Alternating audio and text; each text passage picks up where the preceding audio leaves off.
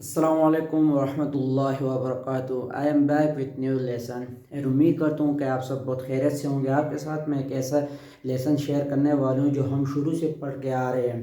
सबसे पहले अगर हम शुरू से पढ़ के आ रहे हैं तो हमें ये टेंसेज बोर सी लगती हैं।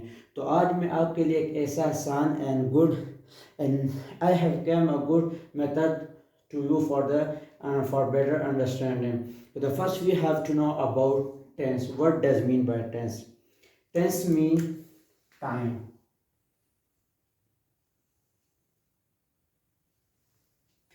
Tense mean time. We have three conditions. The first one we have present, past, and future. So today we have overall 12 tenses. So today I will discuss the present indefinite tense. So we is called the first unit. सबसे पहले हमारे पास जो होती है वो structure होती है। Structure का मतलब ये अगर हम कोई इमारत बना रहे होते हैं तो उसके लिए हमें कोई नक्शा, कोई मैप वगैरह की ज़रूरत होती है। तो उस मैप के लिए हम सबसे पहले हमें बुनियादी कुछ चीज़ें की ज़रूरत होती है। जैसे अगर हम कोई दीवार वगैरह बना रहे हैं, if you want to make a wall, the first we have to need some material such as sand, such as cement and much more. So for tense, when we are making the tenses, the first we have to know about the structure. So if we know the structure, अगर हमें structure का पता हो तो हम easily से हम इसकी वो बना सकते हैं, जुमले sentences वगैरह हम बना सकते हैं. When we want to make a first sentence, the first we have to know the present indefinite tense. For example, if we want to learn the English language, so don't compare to another language while when you are speaking, is right? So सबसे पहले हमारे पास होते हैं subject, इसका जो structure होता है subject, फिर उसके बाद हमारे पास होते हैं वर्ब. इसमें सबसे पहले फर्स्ट फॉर्म वर्ब लगते हैं, फिर उसके साथ एस और ई एस का इजाफा होगा. मैं आपको अभी आगे आएगा कि एस और ई एस किसके साथ लगाया जा सकता है. और सबसे पहले हमारे फिर आखिर में हमारे पास आ जाती है वो है object. So the first we have to know what does mean by subject. Subject mean a doer of action, who is performing action, कौन जो ये बार बार ये काम कौन कर रहा है. Verb it shows the action, काम किस पे हो रहा है. एन ऑब्जेक्ट, ये काम किस पर हो रहा है. So this is the structure. If we remember this structure, we can make more sentences. For example, if we know about the structure, so we can put all of these tenses in one structure. Then it will give us the result in present indefinite tense. Indefinite another name is simple tense as well we call. इसको हम दूसरा नाम भी बोल सकते हैं, simple tense भी कहते हैं. चलते हैं. हमारे पास सबसे पहले होते हैं सब्जेक्ट, जैसे कि ऑलरेडी मैं आपके साथ डिस्कस कर चुका हूँ. हमारे पास होते हैं सबसे पहले he, she, it, I, we, you and they. These are all subject. ये हमारे पास सब्जेक्ट हैं. अब ये मैं बताना चाहता हूँ कि ही हम यूज़ करते हैं already we know he we use for boys, and she we use for female, we are use for girl, and it we use for non-living thing. But here in modern English we are using it with gender as well. If we don't know about the gender, is it male, either female. ये जो हम it है, इसको हम modern English में हम इसके साथ यूज़ कर सकते हैं कि अगर हमें ये पता ना हो जेंडर का, ये कि मेल है फीमेल, तो हम उसके साथ भी इट यूज़ कर सकते हैं.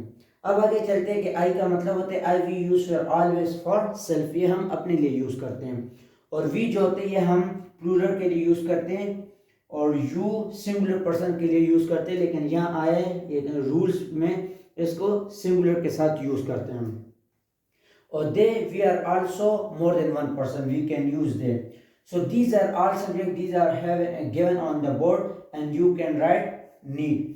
The first we have to know, this is a basic and fundamental. ये बुनियादी चीज़ें हमें ये पता होना चाहिए कि he, she, it and I, we, you, they किस चीज़ के लिए इस्तेमाल करते हैं. अच्छा, फिर उसके बाद इसका जो दूसरा वर्ब है वो क्या, वर्ब होते हैं. मैंने आपको बता चुका हूँ कि it shows the action of noun और प्रोनाउन. तो हमारे पास इसके साथ हमने इधर स्ट्रक्चर में पढ़ा है कि एस और ई एस का इजाफा होगा. तो अब मैं आपको बताना चाहता हूँ कि एस किसके साथ इजाफा होगा और ई एस किसके साथ लगेगा. तो ये रूल है. For example he, she, it और सिंगुलर.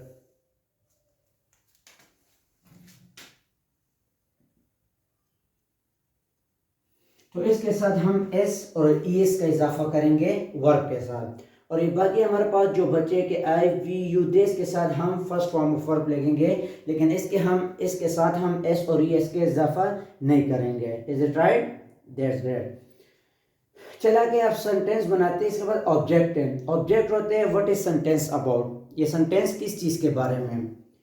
अब हमने सेंटेंस बनाया, फॉर एग्जांपल यहाँ मैं बना चुका हूँ I have made a sentence that is very easy and that is very fundamental, that is very basic for us. So first we have to know how we will made a sentence. I told you, मैं आपको बता चुका हूँ कि सबसे पहले हम sentence कैसे बनाएंगे, सेंटेंस के कंपोनेंट्स क्या है, और अब हम सेंटेंस बनाने चलते हैं। Let's look at that. So the first we have, for example, if I want to make a sentence from he, so how will I make? So look at there. He writes a letter. She cooks rice. It eats grass. I bring chair. We drink water. You take class. They buy shoes. ये हमने sentence से हम बना चुके हैं, लेकिन मैं आपको उर्दू में बताता हूँ कि इसका मतलब क्या है। He writes letter. Okay. अगर हम इसके ट्रांसलेशन करते हैं तो प्रेजेंट डेफिनेट टेंस की पहचान उर्दू में ये होगी कि सबसे आखिर में ता है, ती है और ते है, ये चीज़ें इसकी आइडेंटिफिकेशन होगी, इसकी आइडेंटिफाई होगी। तो सबसे पहले हम पढ़ते हैं कि ही राइट्स अ लेटर, वो खत लिखता है। शी कुक राइस, वो चावल पकाती है। इट, उसने, और sorry for it I have written second form.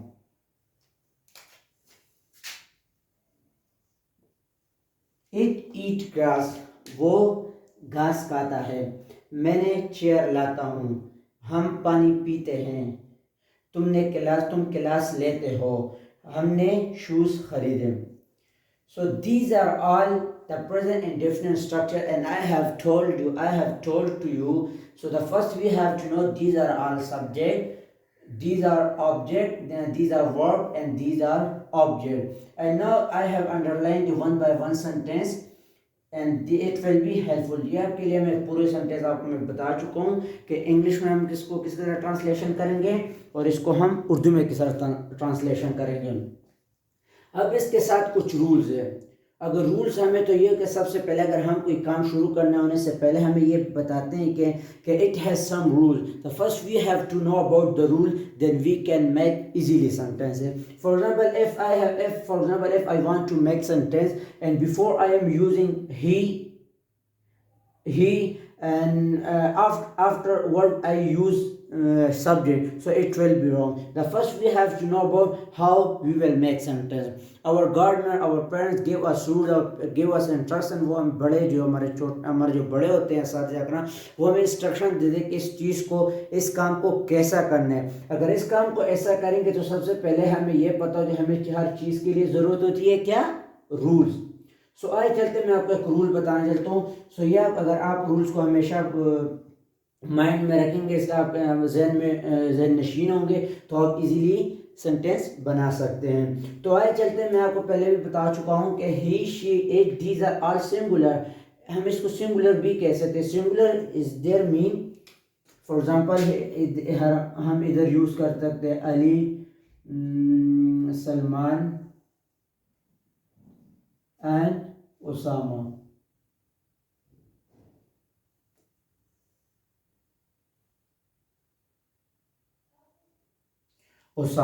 These are all singular. With singular we can use s and es plus vs. These are all I, we, you, they. These are all plural, but you is a singular. So how is it? The you is a rule, and they, it came here. So for you यहाँ आ चुका है, हम इसके साथ अब use करेंगे first form of verb. For example जैसे कि आप चलते हैं कि ये जो 3 एग्जांपल मैंने आपको दे चुका हूँ, ये इसके एग्जांपल है, और ये जो 3 एग्जांपल है ये इसके एग्जांपल है। सो हमें ये पता होना चाहिए कि हम कैसे सेंटेंस बनाएंगे। हाँ, अब अगर हम ये, तो इसको कहते हैं पॉजिटिव सेंटेंस। इसको क्या कहते हैं? इसको पॉजिटिव सेंटेंस। तो जैसे कि आप चलते हैं कि यहाँ मैंने गलती की है, वो गलती अगर अगर आपको इल्म है तो वेल एंड गुड, अगर आप इन चीज़ों को हम अक्सर इसको छोड़ देते हैं, लेकिन ये इंग्लिश हैज़ नो कंप्रोमाइज। तो इंग्लिश में कोई आपको इंग्लिश हैज़ नो टॉलरेंस, इसमें कोई सब्र नहीं है आपको गलती।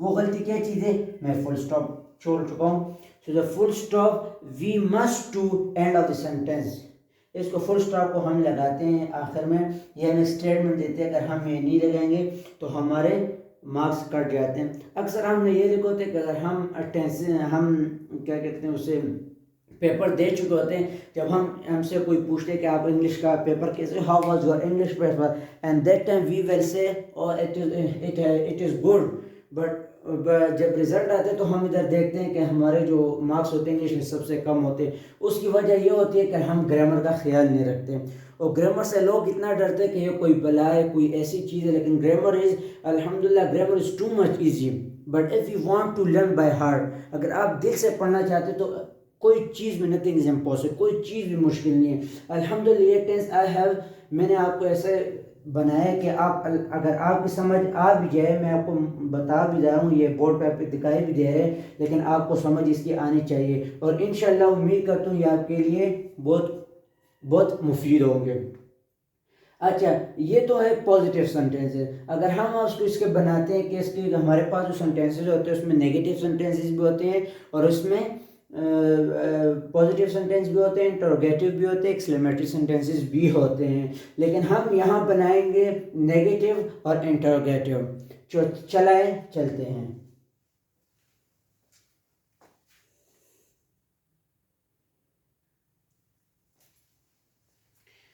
तो ये हम पढ़ चुके हैं कि हम पॉजिटिव सेंटेंस तो आपने देख लिए, लेकिन मैं आपको बताना चाह रहा हूँ कि अब हम कैसे बनाएंगे कि इंटरोगेटिव सेंटेंस हम पॉजिटिव सेंटेंस, हम पॉजिटिव सेंटेंस इंटरोगेटिव सेंटेंस कैसे बनाएंगे। सो हमारे पास सबसे पहले मैं आपके लिए सिंपल सेंटेंस लाया हूँ जो है ही ड्राइव्स अ कार। तो आप ये कौन सा सेंटेंस होगा आपके ख्याल से, इसको हम कहते हैं पॉजिटिव सेंटेंस।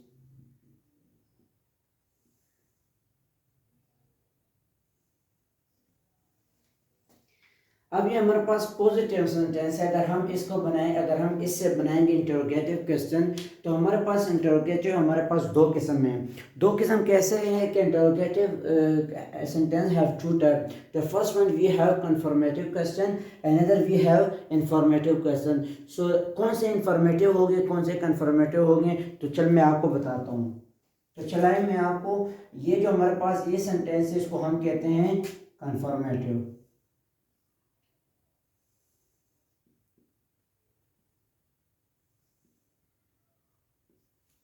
अब ये कन्फर्मेटिव ये कोई बला नहीं है, लेकिन हमें इसका पता होना चाहिए। कन्फर्मेटिव इसका मतलब है कि कोई चीज़ कन्फर्म है। It's mean to confirm thing with in yes और नो। इसका आंसर होगा या येस में होगा या नो में होगा।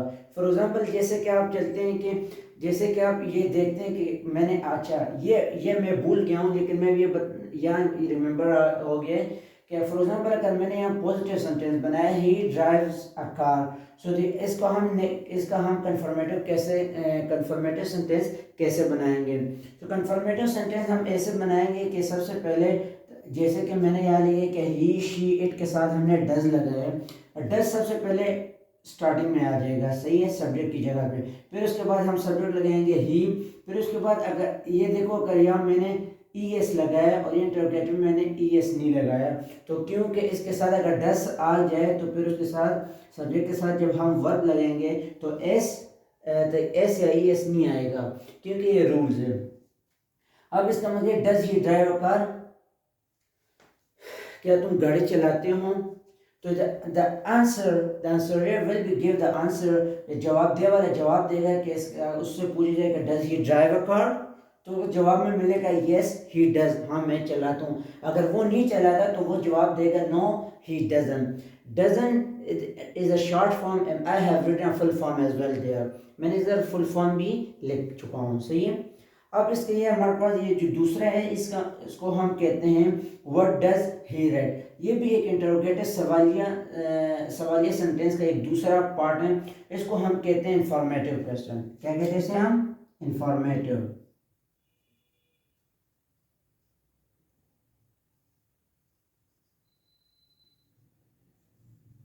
Informative sentence. तो ये इंफॉर्मेटिव सेंटेंस बनाना बहुत ही आसान है। सबसे पहले हमें ये, अगर हम फॉर एग्जांपल ये हम कंफर्मेटिव सेंटेंस हम बना चुके, तो इसका अगर हम इंफॉर्मेटिव सेंटेंस बनाएंगे तो हमें ये पता होना चाहिए कि इससे पहले इंफॉर्मेटिव सेंटेंस वो होते it informs more than more information. Informative निकला इंफॉर्मेशन से। इंफॉर्मेटिव सेंटेंस हमें वो इंफॉर्मेशन देते किसी चीज़ के बारे में। तो इंफॉर्मेशन अगर हम ले तो हमारे पास ये इंफॉर्मेटिव क्वेश्चन जो स्टार्ट होते हैं वो डब्ल्यू से होते हैं। किससे होते हैं? डब्ल्यू से। डब्ल्यू से स्टार्ट होते हैं। तो यहाँ है व्हाट डज ही राइट, वो क्या लिखता है? ही राइट्स अ लेटर। सो इसका जो जवाब होगा वो किस में होगा? पॉजिटिव में होगा। तो उम्मीद करता हूँ कि ये आपके लिए बहुत मुफीद होंगे, कि आप बहुत कुछ सीख भी लेंगे इंशाल्लाह। और ये मैं आपको बता भी चुका हूँ, लेकिन मैं बता रहा हूँ कि पॉजिटिव सेंटेंस हम इंटरोगेटिव किस तरह चेंज करेंगे, और फिर इंटरोगेटिव पे टू टाइप्स, इंफॉर्मेटिव से फिर हम कन्फर्मेटिव कैसे बनाएंगे, और कन्फर्मेटिव से हम इंफॉर्मेटिव कैसे बनाएंगे। मैं आपको ये मेथड इस टॉपिक, अगर आप इंग्लिश सीखना चाह रहे हो, तो अगर इंग्लिश का सबसे जो बुनियादी चीज़ें होती हैं वो सबसे पहले हम इन दो एक्शन में, इन दो लहजों में हम बात करते हैं। अगर मैं किसी दोस्त के साथ बात कर रहा हूँ कि डू यू हैव पेन, वो कहेगा yes I have. So it's a kind of confirmative question. For example, if he has nothing, so I will say no, I have a need. अगर उसके पास कोई चीज़, अगर हम उसको कहें डू यू हैव पेन, अगर मेरे पास, या मैं नहीं देना चाह रहा हूँ, कि ये हम स्कूल वगैरह में ऐसे करते हैं ना दोस्तों के साथ, अगर हम कहते हैं कि हमें ज़रूरत है, येस आई हैव। अगर आप देना चाह रहे हो, अगर आपके पास है तो ठीक है, अगर आप पास नहीं है तो आप नो इस्तेमाल करेंगे। अब मैं सवाल कर रहा हूँ what does he has, what does he right. For example ये तो खैर मैं दूसरी टेंस में चला गया हूँ, लेकिन अब मैं एक पॉजिटिव जो इंडेफिनिट टेंस में बता रहा हूँ। What does he right, so he writes a letter, he writes a novel, he writes a calligraphy, he writes much more things, and you can make at the end of sentence. तो उम्मीद करता हूँ कि आपसे बहुत मुफीद होंगे आपके लिए, कि आपने बहुत कुछ सीखे होंगे। इंशाल्लाह I will back with new lesson. Till then, take care, remember me in prayers. अस्सलाम वालेकुम।